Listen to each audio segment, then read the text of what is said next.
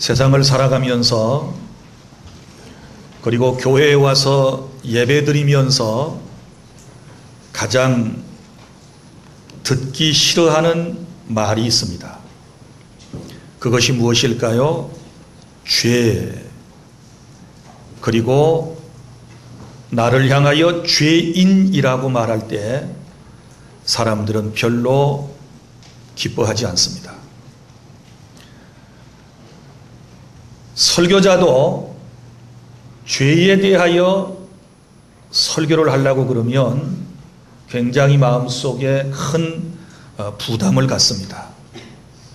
왜냐하면 설교자 자신이 하나님의 말씀대로 바로 살아야 되는데 그렇지 못한 상황에서 죄에 대한 설교를 한다라고 하는 것은 제 마음속에 여간 큰 부담이 아닐 수 없습니다. 그러나 듣기 싫어도 우리는 죄에 대한 말씀을 들어야 되고 죄가 무엇이며 죄가 어떤 인간에게 좋지 않은 결과를 가져오며 그리고 이 죄를 어떻게 해결할 것인가는 우리가 교회에서 하나님의 말씀을 통하여 배워야 할 너무너무 중요한 말씀이라고 하는 사실을 여러분이 깨달을 수 있기를 바랍니다. 죄가 무엇입니까? 성경에서 죄라고 하는 정의는 하나님의 말씀을 순종함에 있어서 부족한 것이나 혹은 어기는 것이다. 이렇게 정의를 하고 있습니다. 원래 이 죄라고 하는 단어는 여기에서부터 나왔습니다. 화살을 쏘는 사람이 관역의 표적을 향하여 화살을 쏘는데 그 화살이 표적을 향하여 날아가다가 거기까지 가지 못하고 중간에 떨어지는 것, 미치지 못한 것. 그 다음에 또 하나는 표적지 있는 데까지 갔지만 비껴나가는 것을 바로 죄로 보았습니다. 이 말이 무슨 말인가 하면 하나님의 말씀을 순종함에 있어서 부족한 것, 말씀에 부족하게 살아간 것, 그리고 말씀대로 살아내지 못한 것을 죄라고 그래요.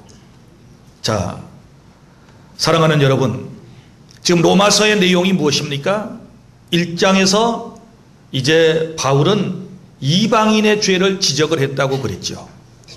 그리고 2장에서는 유대인들의 죄를 지적했습니다. 그리고 3장에 와서는 이제 단어가 바꿔집니다. 9절, 그러면 어떠하냐? 우리는 나으냐? 결코 아니라 유대인이나 헬라인이나 다 죄 아래 있다고 우리가 이미 선언하였느니라. 아멘. 여기 우리라고 하는 단어가 등장하기를 시작합니다.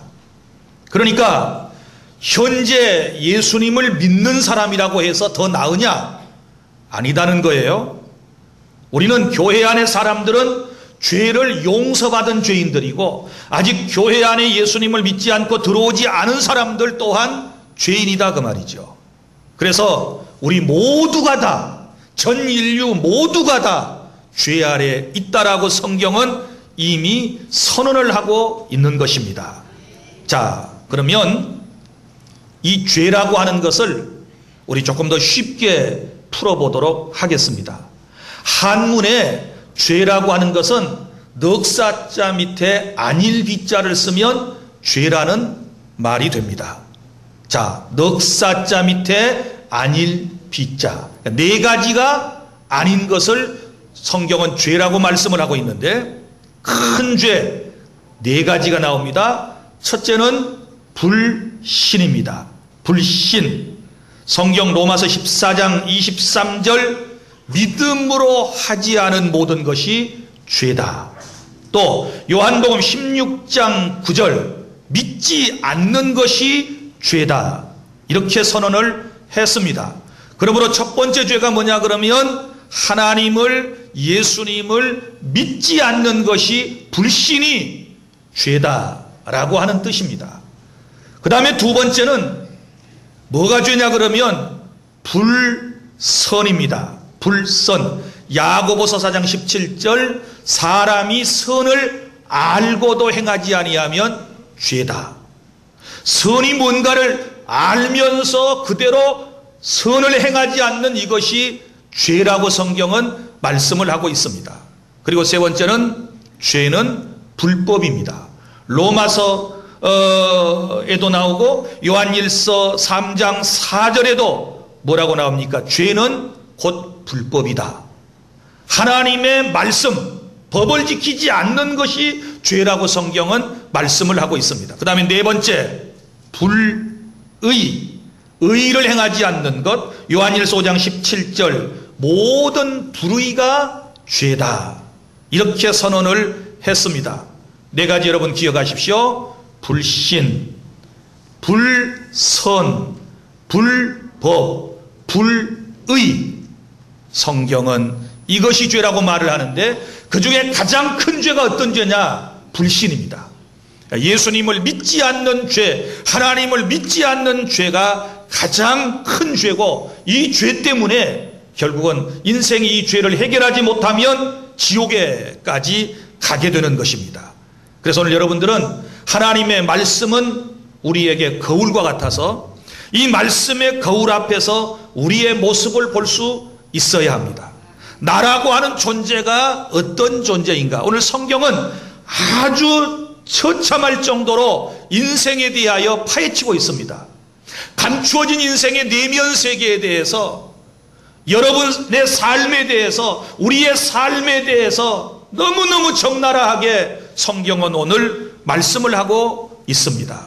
자, 이 말씀의 거울 앞에서 우리 자신을 이제 점검하기를 원하는데, 여러분 기독교에서 우리가 기독교 신앙에 입문하려면 가장 중요한 게 뭐냐 그러면, 나는 죄인이고 예수님께서 내 죄 때문에 십자가에서 피를 쏟고 대신 죽으심으로써 그 사실을 믿는 내게 하나님의 용서가 주어지고 내가 그 예수님을 믿을 때에 구원받는다라고 하는 바로 이런 놀라운 말씀으로 연결이 되어지기 때문에 가장 중요한 것은 뭐예요? 내 안에 죄의 문제가 해결되어야 한다는 사실을 기억하시기를 바랍니다. 좀 불편하시지만 오늘 마음속에 있는 모든 것들을 끄집어내놓고 하나님 앞에 우리는 이런 기도를 드려야 됩니다. 하나님, 나는 죄인입니다. 내 인생의 모습이 이렇습니다. 내가 남이 모르는 가운데 행하는 것들이 있고, 남이 알지 못하는 생각을 마음속에 품고 있고, 내가 어두운 곳에서 행한 모든 죄악들을 하나님의 십자가 앞에, 예수님의 십자가 앞에 내려놓사오니 예수님의 보혈로 이 모든 죄를 씻어 주시옵소서.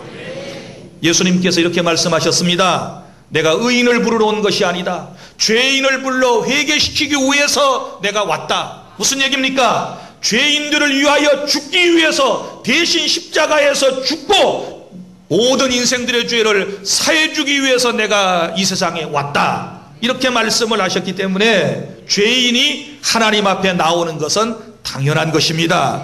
믿습니까? 주님이 죄인된 저와 여러분을 이 자리에 불러주셨다는 사실을 믿으시기를 바랍니다. 다시 말합니다. 우리 가운데 어떤 사람은 더 적은 죄인이고 어떤 사람은 더 많은 큰 죄인이다, 이렇게 말할 수 없습니다. 오늘 구절을 분명히 기억하세요. 그러면 어떠하냐? 우리는 나으냐? 내가 낫다라고 생각하면 안 됩니다. 내가 이미 나는 예수 믿은 지가 오래되고, 나는 교회 다닌 지가 오래되고, 나는 교회에서 직분을 맡았고 교회 일을 하니까 나는 죄가 더 없을 거야. 여러분, 그럴 수 없습니다. 결코 아니라 유대인이나 헬라인이나 다 죄 아래에 있다. 인생은 모두가 다 똑같은 죄인이다. 다시 말합니다. 오늘 여기 와 계신 여러분들은 용서받은 죄인들이고, 지금 여기 오시지 못한 저 예수님을 모르고 세상에 계신 분들은 아직 용서받지 못한 죄인일 뿐입니다. 그러므로 우리는 남을 함부로 정죄하는 것은 옳지 않습니다. 예수님께서 말씀하셨습니다. 자신의 눈 속에 있는 들본을 보지 못하면서 어찌하여 형제의 눈 속에 있는 티를 보느냐. 그래서 아무도 사람을 외모로 판단한다거나 선입견을 가지고 여러분 사람을 죄인 취급한다든지 사람을 함부로 대하는 일이 결코 없어야 될 줄로 믿으시기를 바랍니다. 따라서 하시겠습니다. 나는 죄인입니다. 우리 모두는 죄인입니다. 이 사실을 인정하십니까? 자, 그럼 이제 말씀을 통하여 오늘 세 가지 측면에서 우리의 죄를 주님께서 지적하신 것을 살펴보도록 하겠습니다. 첫째는 우리의 본성의 타락입니다. 본성의 타락. 무슨 말인가 하면 우리의 마음속의 타락입니다. 마음속의 죄악입니다. 생각을 가지고 있는 죄악입니다. 우리가 품고 있는 잘못된 마음들이 우리 안에 죄로 남아 있는데 오늘 6가지를 말씀을 하고 있습니다.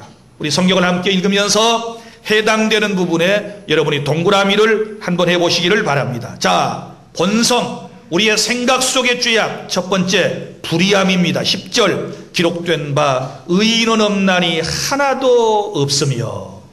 자, 의인이 누구입니까? 의롭게 살아야 되는데 의롭게 살지 못했으니까 이것을 불의라고 그럽니다. 불의함이 우리 속에 있습니다. 주님이 살펴보실 때에 하나님의 시각으로 인간들을 볼 때에 모두가 다 죄인이지 의를 행하는 사람이 없다라고 말씀을 합니다. 그 다음에 두 번째는 무지함입니다. 여기 깨닫는 자도 없고 무지함. 여러분, 하나님이 어떤 분인지 잘 알지를 못하고 또 사람이 어떤 존재인지를 모르고 만물의 존재 목적이 무엇이고 인생이 어디서 와서 무엇을 하다가 어디로 가는지를 모르고 인생이 죽은 다음에 내세에 어떤 일이 있는지를 인생은 잘 몰라요. 무지함을 가지고 있습니다.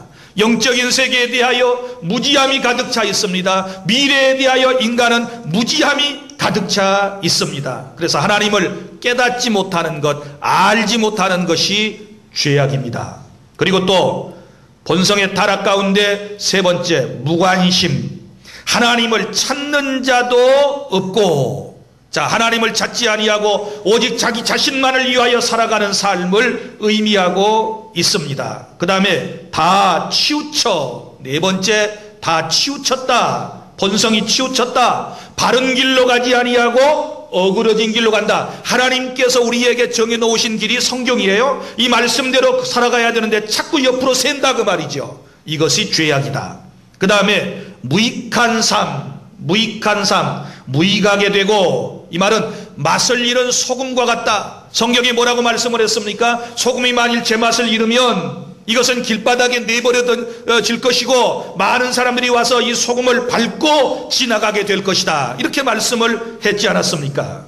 여러분, 무익한 삶, 무의도식하면서 인생의 목적도 없이 살아가는 이런 삶들이 바로 우리의 삶입니다. 그 다음에 여섯 번째는 선을 행하지 않는다. 선을 행하는 자가 없나니 하나도 없도다. 여기서 말하는 선이 무엇입니까? 하나님께서 원하시는 선을 말하는데 친절하지도 못하고 온유하지도 못하고 우리 안에 삐뚤어진 마음이 있어서 우리가 하나님의 길을 따르지 않는 이 본성에 대하여 6가지로 지적을 하고 있습니다. 우리의 마음속에 이런 생각이 있다는 것을 주님이 다 알고 계시다라고 하는 사실을 여러분 기억하시기를 바랍니다. 그 다음에 두 번째 죄악은 이제 마음속에 생각하고 있었던 것이 뭘 통해서 나옵니까? 말을 통해서 나오는 언어의 죄입니다. 말로 지은 죄가 여기 몇 가지가 나오죠. 자, 말로 지은 죄 13절부터 말씀이 기록되어 있는데 그들의 목구멍은 뭐예요? 열린 무덤이요. 자, 왜 사람의 목구멍을 열린 무덤이라고 그랬을까요? 무덤이 상징하는 것이 뭘까요? 더러움과 부패함을 말하는 것이죠. 그러니까 사람의 입에서 나오는 말이 더럽고 부패한 말이 나온다.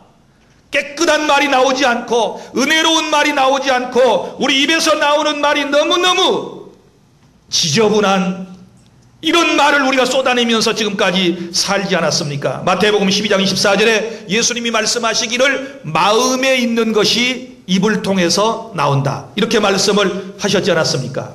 우리 속에 든 것이 입을 통해서 나와요.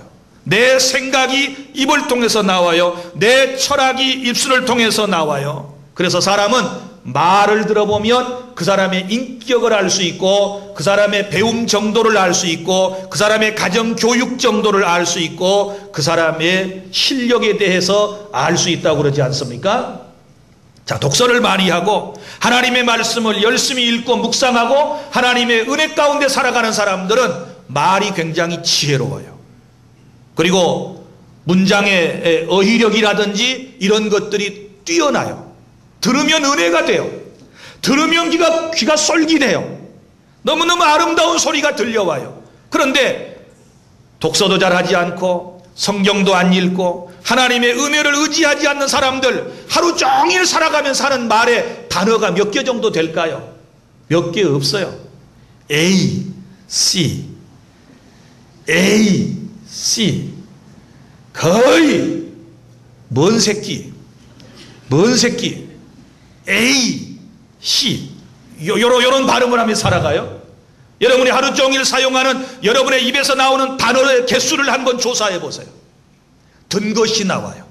속에 든 것이 입술을 통해서 나와요. 많이 들었으면 많은 것이 나와요. 좋은 것이 들었으면 좋은 말이 나와요. 긍정적인 것이 들었으면 긍정적인이 나와요. 나쁜 것이 들었으면 나쁜 말이 나와요. 부정적인 것이 들어가 있으면 부정적인 말이 나와요. 감사한 마음을 갖고 있으면 감사의 말이 쏟아져 나와요. 그러나 불평이 가득 차 있으면 투덜거리는 소리, 짜증의 소리가 나오게 된다라고 하는 사실을 기억하시기를 바랍니다. 그러므로 우리는 생각으로 지은 죄뿐만 아니라 우리의 입술로 토해내었던 모든 더럽고 부패한 말들을 하나님 앞에 회개하고 용서함을 받아야 되는 줄로 믿으시기를 바랍니다. 그 다음에 말로 짓는 죄 두 번째는 속이는 혀. 여기 속이는 혀, 속임을 일삼으며 뭐로? 혀로. 성경에 보면 이 속이는 혀에 대하여 혀를 미끄럽게 하다라고 하는 단어를 썼습니다. 남을 속이려면 말을 잘해야 되겠죠. 미끄럽게 해야 되겠죠. 미끌미끌하게. 말을 아주 미사려구를 동원해서 말을 잘해야 남을 속여 넘겨갈 수 있잖아요. 남에게 사기치는 사람 말 얼마나 잘하는지 몰라요. 목사보다 훨씬 잘해요. 나는 설교를 한다고 이렇게 하는데도 여러분을 잘 설득을 못 시켜가지고 예배 시간마다 조는 분들이 한 서너 명 계시는데, 이 사기치는 사람들은요, 말이 너무너무 미끄럽기 때문에 사기꾼 앞에서 조는 사람 봤어요? 한 명도 없어요. 안 졸고 들었기 때문에 사기를 당하는 거예요. 이것이 죄악이에요. 말을 미끄럽게 해서 거짓된 혀를 사용해서 미혹을 하고 아첨을 하는 이런 속이는 혀. 그 다음에 또 혀에 대한 얘기 나오죠. 무슨 혀? 독사의 독이 있고. 어디에? 입술에. 입술에 독사의 독이 있고. 여러분, 말에 독이 있어요. 그래서 이 사람 얘기를 들으면 마음에 상처가 돼요. 상처가 돼요. 도가사를 내 가슴에다가 꽂는 것 같아요. 비수를 꽂는 것처럼 내 마음에 쓰리고 아파요. 왜 그래요? 말에 독이 있기 때문에 그래요. 자, 남을 상처내는 말을 해서는 안 돼요. 남을 비방하는 말을 해서는 안 돼요. 시기하는 말을 해서는 안 돼요. 마음속에 있는 것이 그대로 나온다 그랬죠. 그래서 말을 고치려면 어디를 고쳐야 돼요? 마음 심보를 고쳐야 돼요. 믿습니까? 우리 속에서 나도 모르는 사이에 독한 말이 나올 때가 있어요. 저도 그래요. 저도 막 어쩔 때는 깜짝깜짝 놀래요. 여러분, 저나 여러분이나 다를 바 없어요. 헬라인이나 유대인이나 우리가 다 똑같은 사람들이에요. 믿습니까? 50보 100보예요. 도토리 키재기예요. 지금 이렇게 얌전하게 앉아서 설교를 경청하고 계시지만, 입가에 미소를 띄우고 계시지만, 여러분의 마음속에 뭐가 들었는지, 여러분이 입을 열면 저 이쁜 루즈 바른 입에서 무슨 소리가 나올는지 아무도 몰라요. 어쩔 때는 깜짝깜짝 놀래요. 저렇게 이쁜 사람이 저 입에서 저런 말이 나와? 저렇게 점잖게 생긴 분이 저런 말이 입에서 툭툭 쏟아져 나와? 깜짝깜짝 우리 주변에 놀래키는 하는 사람들이 얼마나 많이 있습니까? 이것이 죄예요. 독사의 독이 있고, 네 번째, 저주와 악독이 가득하고. 어디에? 입에. 입에서 나오는 죄입니다. 저주와 악독이 가득하고. 예수님께서 말씀하셨어요. 뭐라고 말씀하셨습니까? 야, 원수라도 저주하지 말고 뭐하라? 축복하라. 그런데 우리는 어때요? 우리 속에서 저주가 막 나와요. 남을 저주해요. 은근히 저주해요. 앞에서 축복하고 뒤돌아서서 저주하는 것이 인간의 본성이에요. 이게 타락함이에요. 말로 짓는 죄 4가지 기억하세요. 더럽고 부패한 말, 그리고 속이는 혀, 독이 있는 말, 저주와 악독. 자, 그리고 세 번째, 이제 이것이 행동으로 옮겨집니다. 자, 보세요. 마음속에 품고 있었던 것이 먼저 어디로 나왔어요? 입으로 나왔어요. 입으로 말하고 난 이후에 어떻게 해요? 사람은 행동하게 돼요. 행동. 그 행동이 나옵니다. 여기 말씀 이렇게 기록되어 있습니다. 15절. 그 발은 피 흘리는데 빠른지라. 피 흘리는 것이 어디예요? 사람을 죽이거나 상하게 하는 것이지요. 그러면 사람을 상하게 하는 일에 앞장선다 그 말이죠. 남을 죽이려고 하는 일에 앞장선다 그 말이죠. 이것은 어디서부터 나왔어요? 마음에서부터 나오고 입술로 자기가 말하고 그 다음에 행동으로 지금 옮긴 거예요. 사람들은요, 대부분 다 행동으로 옮기기 전에 자기 생각한 것을 입으로 말해요. 그리고 행동으로 옮겨. 자살하는 사람도 그런다고 그러지 않습니까? 자살을 마음속에 꿈꾸었어요. 그러면 입술로 넌지시 이 사람 저 사람들에게 간접적 직접적으로 예고를 하는 거예요. 나 죽을 거야. 나 언제 죽을 거야. 여러분, 누군가가 죽는다 그러면 그 사람 죽을 테니까 잘 보살펴줘야 돼요. 그리고 행동으로 옮겨요. 행동으로 옮겨요. 그러니까 입버릇처럼 말하는 것은 행동으로 곧 될 가능성이 있어요. 깨달을 수 있기를 바랍니다. 여기 보니까 빠른지라. 남을 죽이는데 빠른지라. 다른 것은 안 빨라요. 교회에 오는 것은 항상 지각생이에요. 그런데 죄 지으러 가는 데는 빨라요. 빨라. 뭘 선동하러 가는 데는 빨라요. 나는 여러분들이 예배당에 교회에 오실 때에 예배드리러 올 때 빠른 발걸음으로 오셔서 앞자리부터 앉으시기를 바랍니다. 목사님이 듣기 좋아하는 말 몇 마디 있다 그랬죠. 기억나시는가요? 예배 끝나고 난 다음에 목사님 설교가 너무 짧아요. 좀 길게 해주세요. 나 이 말 듣는 것이 소원이에요. 또 설교 끝난 다음에 목사님 저도 11조 봉투 만들어주세요. 나 이 말 듣는 것이 내 소원이요. 설교 끝나고 난 다음에 목사님 저도 이제 주안교회 한 가족인데 할 일이 없을까요? 나 이 말 들으면 기분이 좋아요. 내 얼굴이 환하게 피어나요. 설교 끝나고 난 다음에 목사님 사랑해요. 감사해요. 은혜 받았어요. 기도해 드릴게요. 그러면 내 머리가 시원해져요. 이럴 때 아멘 하면 좋은 일 생기는 거예요. 나도 듣고 싶은 말이 있어요. 나도 여러분들에게 축복을 받고 싶어요. 성도들에게 축복받는 목사가 되고 싶어요. 저를 많이 축복해 주십시오. 제가 모세 77대 손이래요. 어제 스타트 코스를 했는데 우리 박민수 목사님이 강사를 소개하는데 아주 유명한 분을 한 분을 소개하겠대요.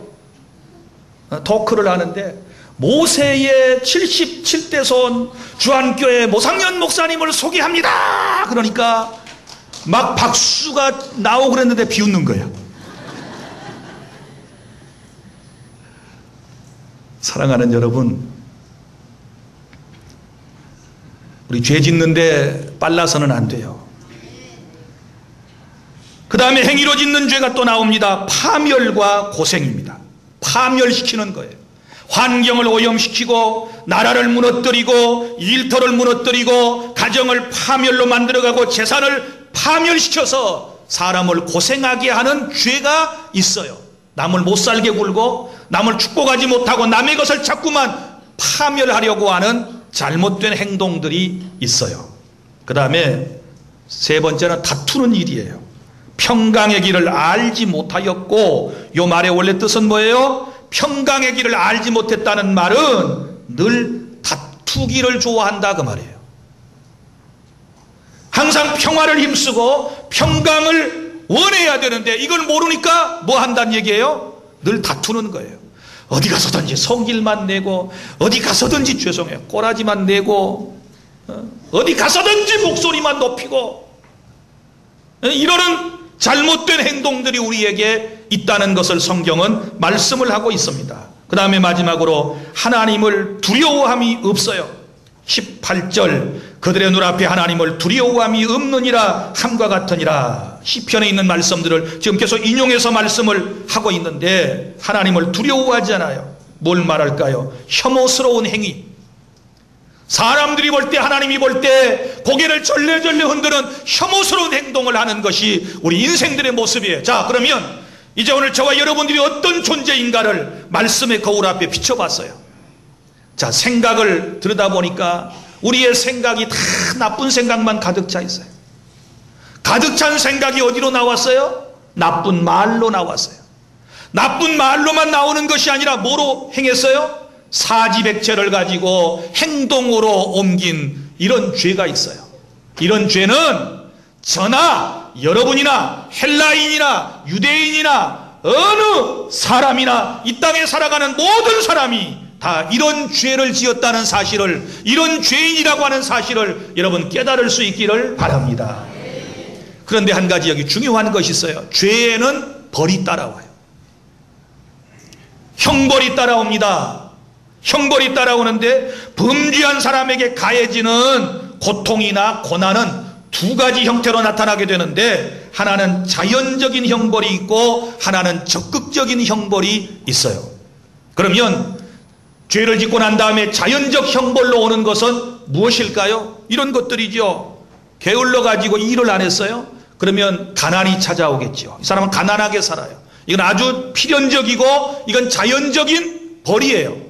또 집을 짓는데 부실하게 지었어요. 부실한 건물을 지었어요. 태풍이 불어왔어요. 그리고 비바람이 쳤어요. 그러면 이런 집은 어떻게 돼요? 무너지면 재산상의 손해와 인명의 피해가 오는 것은 바로 죄에 대한 자연적인 형벌이라고 그래요. 이런 것들이 참으로 많이 있죠. 어떤 사람은 술 먹고 운전을 했어요. 음주운전을 했어요. 그리고 남에게 피해를 줬어요. 자기 자신도 다쳤어요. 그러면 이것은 자연적 바로 형벌이에요. 술 먹고 운전하면 다치지요. 남에게 피해를 주면 어떻게 될까요? 교도소 가야죠. 운전면허 정지당하는 것이죠. 취소당하는 것이죠. 이런 자연적인 형벌이 있어요. 공부 안 하면 어때요? 실력은 떨어져요. 그러나 하나님께서 우리에게 내리시는, 하나님께서 허락하시는 형벌이 있는데 그게 뭐냐 그러면 이것은 적극적인 형벌이에요. 적극적인 형벌. 자, 그러면 죄에 대한 적극적인 형벌은 언제 이루어지는가? 현세와 내세에 이루어지게 돼요. 자, 죄를 지으면 현재 우리가 살아가는 삶 속에서도 형벌이 오는데 먼저는 정부를 통해서 와요.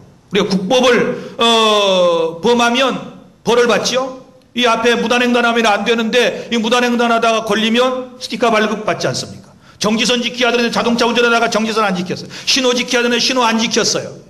그러면 나라의 법을 통하여 현세에서 형벌을 받아요. 하나님께서 정부라고 하는 것, 나라라고 하는 것은 우리에게 하나님께서 주신 좋은 기구예요. 그래서 우리는 정부의 모든 제도에 순종하고 정부가 잘 되도록 기도해야 되는 것이고, 정부가 잘못 갈 때는 우리가 바로 말해서 정부가 건강한 정부가 되도록 우리가 이제 크리스천으로서의 의무를 다해야 되는 줄로 믿으시기를 바랍니다.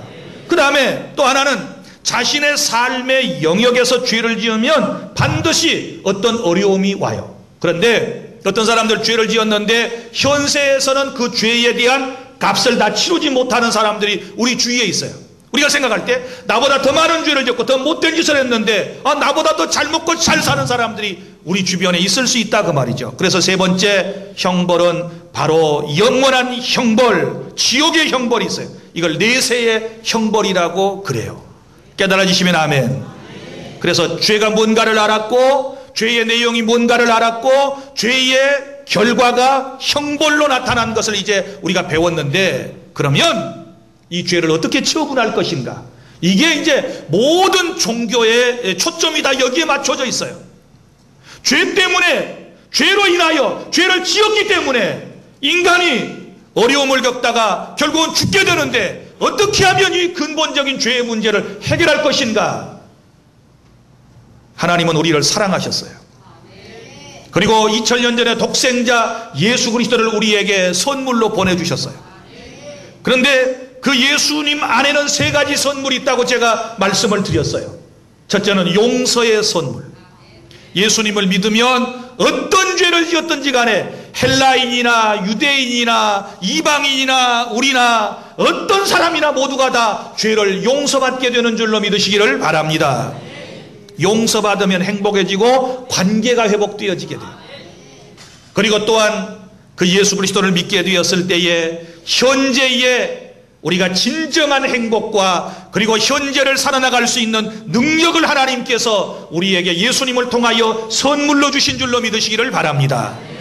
그리고 미래에 우리에게 영원한 생명을 예수님을 통하여 주셨으니 누구든지 예수님을 믿기만 하면 구원받고 하나님의 자녀가 되고 모든 죄는 용서함을 받고 우리가 용서받은 하나님의 사람들로서 이 땅에서 행복한 삶을 살아가게 되는 줄로 믿으시기를 바랍니다. 믿습니까? 그래서 하나님 앞에 죄인됨을 고백하고 예수님을 믿으면 용서받고 구원받는 이 말씀을 여러분의 마음속에 깊이 새기고 절대로 우리가 같은 사람끼리 남을 정죄하면 안 돼요. 정죄하면 안 됩니다. 죄는 우리 주님께서 다루실 것입니다. 내가 죄인이라고 생각하면 주님 앞에 엎드려서 십자가 밑에서 엎드려서 주님이 흘려주신 보배로운 피를 통하여 모든 죄가 씻음을 받고 자유와 평안을 얻는 저와 여러분이 될 수 있기를 바랍니다. 기도하겠습니다.